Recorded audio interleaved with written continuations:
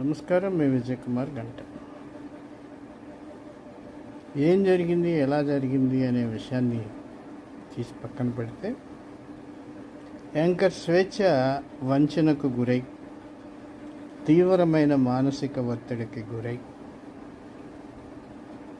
ఆత్మహత్య చేసుకున్నది. దీనికి పూర్ణచంద్ బాధ్యుడు అనేదానికి అనేక ఆధారాలు ఉన్నాయి. పూర్ణచంద్ రాసినటువంటి లెటర్లో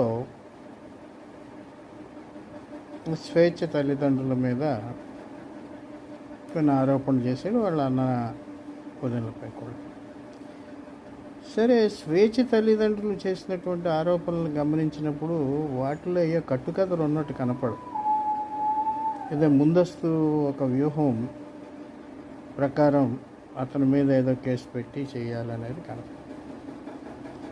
అయితే పూర్ణచంద్ చేస్తున్నటువంటి ఒక పిచ్చి పని కాదు, క్రిమినల్ మెంటాలిటీతో చేస్తున్నటువంటి పని ఏంటంటే,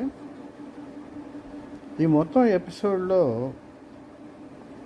తీరని నష్టపోయింది స్వేచ్ఛ కుమార్తె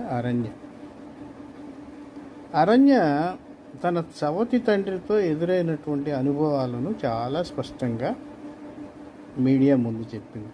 అది అతి బలవంతం చేస్తే సరే, వాటినే పోలీసులు రికార్డ్ చేస్తున్నారు.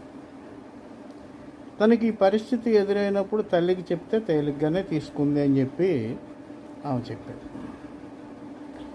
అటువంటి అరణ్యను కూడా ఈ కేసులో ఫోకస్ చేసేదానికోసం పూర్ణచంద్ తన భార్యని ప్రెస్ మీట్ పెట్టి అరణ్యని కూడా అల్లరి చేయాలనే ప్రయత్నం చేయటం ఎంత దుర్మార్గమైనటువంటి విషయం అండి. నిజంగా సొంత కూతురులాగా అరణ్యని పెంచానని, అరణ్యని ప్రేమించానని చెప్పే దరిద్రుడు ఒకవేళ అమ్మాయి ఎవరి ప్రేరేపణతోటో ఏదో మాట్లాడుంటే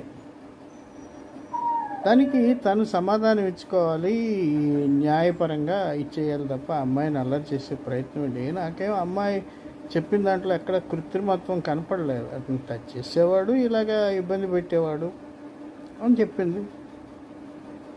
ఇంకంతకన్నా నీ గురించి ఏమి నీచంగా చెప్పలేదు కదా.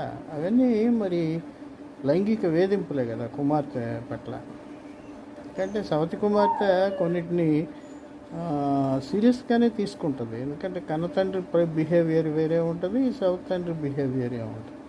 కాబట్టి పూర్ణచంద్ నీకు చెప్పేది ఏంటంటే, నీ లాయర్ల ద్వారా నీ భార్యకి సలహా ఇచ్చి అరణ్యాన్ని అలర్ట్ చేసే ప్రయత్నం మానుకో.